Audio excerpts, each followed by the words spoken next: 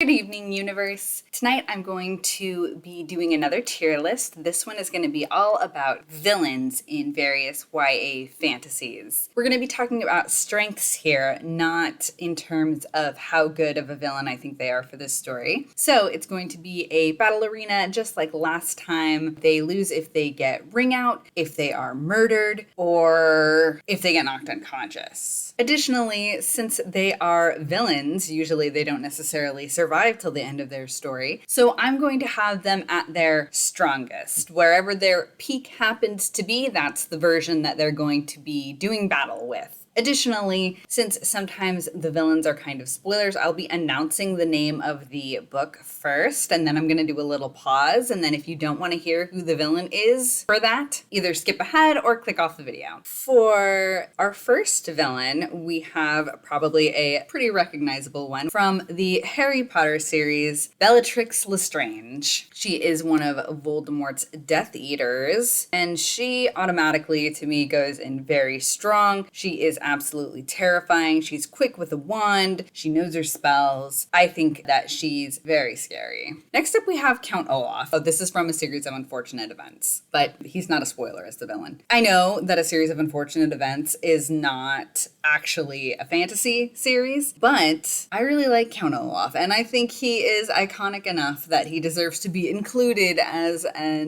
like a guest star in the fantasy world. That said, usually his danger comes from the stuff that he is wielding, not necessarily his combat prowess. So at his most terrifying, he had a harpoon gun. I'm going to put him in strong because he has that tool that makes him more terrifying. Okay, next we have up from the Red Queen series by Victoria Aveyard, Queen Alara Mirandus. Okay, she is super scary. She has mind control. One of my friends sassed me for giving Carden putting him so high last time, but she has she speaks directly into your brain. It seems really fast. Can people resist it? Man, it's been a while since I've read this series. I'm not sure how well people can resist her whisper ability, but it also goes directly into the mind. She doesn't even need to speak or anything like that. I think she has a limit on who she can whisper all at once, but I'm not positive.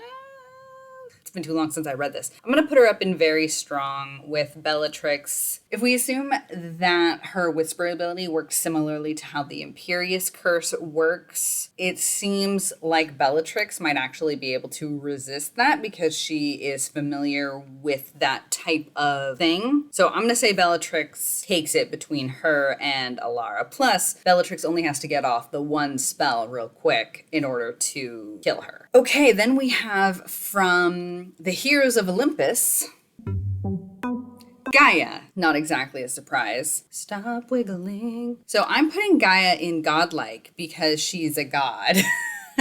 She's not even just a god. She's actually, I think she counts as a titan, which makes her incredibly powerful. You can't even fight her. What do you do? She's the entire planet. You can't take her. She would kick your butt. And I don't think spells or mind control or anything like that would work. Although, no, I'm going to stick her in godlike because she is. Okay, next up we have from the second trilogy of the School for Good and Evil, Japheth, also known as the Snake. He has a bunch of magic. He's very powerful with magic. He has his suit of Sims, but I don't think he can resist mind control, so I'm going to put him in very strong. Not over there. Very strong, but underneath Alara. Next up from the Percy Jackson series, the original 5 books, we have Chronos. Once again, Chronos is incredibly powerful. He's a titan. He has powers even above gods. So we're putting him up in godlike with Gaia. I do think Gaia is considered older and therefore more powerful than he is. I'm not 100% sure about that, but I'm going to put her above him because at the very least, she is put in the second series, which I think just makes her automatically tougher. Although between Mother Earth and time powers, assuming assuming they were able to recongregate, like come to their full ability. We can't see them at their full power. Chronos does a lot more planning though, which I think makes him trickier. I'm actually going to give it to Chronos. Yeah, that makes sense to me. Okay, next up we have from the Lunar Chronicles by Marissa Meyer, Queen Levana. Lots of mind control villains. It's almost like that's an evil power. So she has the glamour. Glamours can be resisted though, to a certain degree, not very much. The snake wouldn't have technology to save him, nor I think would he be prepared for her mind control abilities either. So I'm gonna go ahead and boop her right above the snake. Once again, from the Percy Jackson series. I mean, you've already seen the character pick, but I'm going to leave the beat anyway. It's Luke. Luke is very tough. And at his peak, he had the Mark of Achilles, which made him basically invulnerable. I don't know how that works with mind control though. So I'm going to put him above the snake, but below Levana. I think Levana would be able to mind control him because he does seem to have some weakness for that. All right, once again from Red Queen, this one is going to be... It's Maven. Maven is actually not very strong. Part of his whole thing is that he, for a silver, is not very talented, especially compared to his brother. That said, he does still have fire magic, but only if he has some way to make fire around him, which I think makes him not as strong as some other people. However, he is very clever and does a lot of manipulation. So I'm going to put him in strong above Count Olaf. All right, next we have up from the Strange the Dreamer books by Laini Taylor, Minya the God Spawn. Minya is heckin' scary. So Minya has the power to amass an army of ghosts, and then the ghosts attack you. But again, mind control. Yeah, I'm gonna go ahead and put her above Luke, but below Levana. Yeah, because Levana can use her glamour to prevent Minya from being a threat. But Minya could easily take out Luke and the snake with her army of ghosts. I think that makes sense. Luke is invulnerable though. I think she would still be able to take out Luke just because she has an invulnerable army at her command. Yeah, I'm gonna say she can still take out Luke. Okay, yeah, that's what it comes down to. Invulnerable army versus invulnerable one guy. I think invulnerable army wins. All right, Muse of Nightmares. So this is the second book in the Strange the Dreamer series by Laini Taylor, and we have a different villain. The villain in this case is... Nova. So she has the ability to take powers. I think she can only take one at a time though?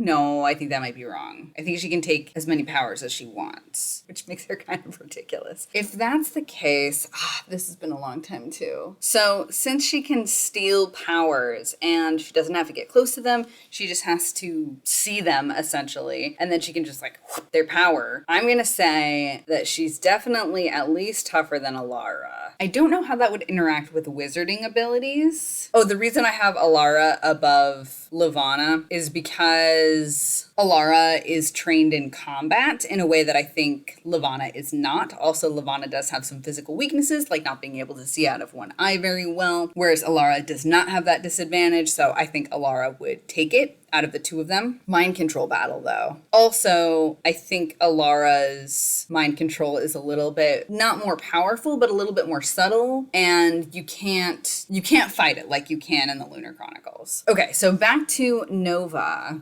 One-on-one versus Bellatrix Lestrange is tricky because I don't know how is Bellatrix's ability spellcasting, and can Nova take that? If she could, then she would still be left without a wand, which would be tricky, and she wouldn't have the knowledge to cast any of the spells necessarily. So I'm gonna say Bellatrix can still beat her. Okay, now we have from Heroes of Olympus, again, Octavian. I mean, really, who was surprised after meeting Octavian for the first time? So Octavian is an augur. He's not really good in combat. His main strength comes from his leading. I don't think he's really that good in combat. That said, he is still a praetor, and he's used to superpowers. So I'm going to say he can probably take Maven. Okay, then we have the other villain from the second trilogy of A School for Good and Evil. Ryan, or possibly Rihan. He is very tough, but he's not as tough as Japheth because he doesn't have magic. Yeah, that was easy. Ryan from the Mortal Instruments. Da-da-da. Jonathan Morgenstern, or Sebastian, depending on... I mean, he says he wants his name to be Sebastian, so that's what I'm going to call him. He is a really creepy villain. I'm having the same problem that I did in my other video, except now it's with very strong. And he has a pretty good number of powers, but he's basically just a shadow hunter with an army. He does have an army, though. So Minya's powers allow her to call her army, but Sebastian needs a special artifact to do that, but he would be armed with the artifact because those are the rules. Would he be allowed to bring his Endarkened into the ring with him? Because that'll change this. He's also just an incredibly good sword fighter as it is. But also, his Endarkened, even though there are like tons of them, they could still be defeated. They're not like invulnerable or anything. So I'm gonna say that either way, he can probably beat these two, but I don't think he could take out Luke because Luke has those other powers to help him out. Okay, now we have From the Sea of Ink and Gold trilogy or the Reader trilogy by Traci Chee. Tannen. She can teleport. She has assassin abilities. She can do telekinesis. Once again, mind control makes it so hard. And would she be able to take out a ghost army? No, I don't think she would. I think Minya once again takes it, but Tannen, I think against Luke, would be able to take him out because I think she would be able to determine his weak points with her various abilities and kill him. Next up, from the Grisha trilogy. It's the Darkling. Everybody's terrifying in all fantasy books. The Darkling can literally like take out armies though. So he'd probably try to use the cut on Luke, but Luke is invulnerable and the Darkling doesn't have any of Tannen's abilities to be able to determine where Luke is weak. So I'm going to put him there. The Darkling is really hard to kill also, but I think he could take out Sebastian because he just has to like, and he can just slice through the armies until he gets there.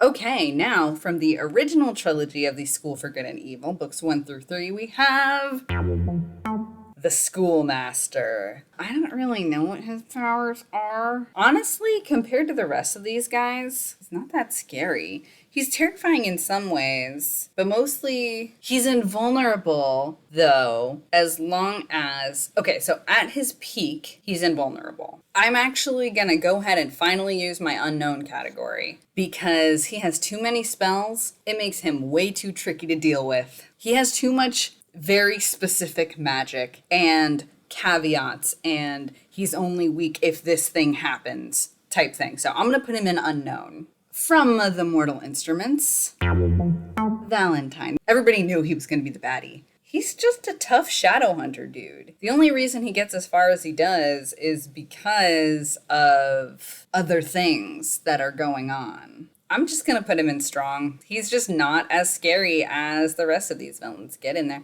Come on. Octavian, move. I'm going to put him there. Not as tough as these guys. Doesn't have the Endarkened. Do I think Ryan could get him? Because he doesn't have any powers. He's just really talented.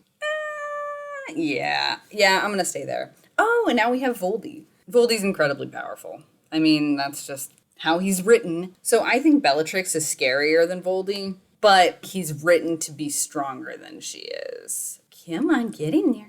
He sabotages himself too much, I guess is what I'll say. But I'm going to put him above her because he's the leader. He's supposedly the most powerful wizard aside from Dumbledore. So he does go above Bellatrix, but he can't take on Gaia. Let me look over this. Count Olaf. Does he count as average? He does have a harpoon gun, though, which is pretty scary. And he's a master of disguises. But everybody else has, like, magic. Yeah, I'm gonna put him in average. If there was anybody else in average, he would be at, like, the top of average because of his harpoon gun.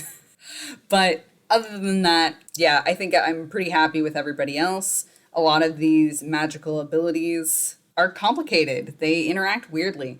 Let me know what you think. Once again, let me know if I am missing something obvious or if I've forgotten something. I do not remember how Alara's abilities work that well. Please tell me if I understood them wrong or remembered them wrong. Have a great night, universe.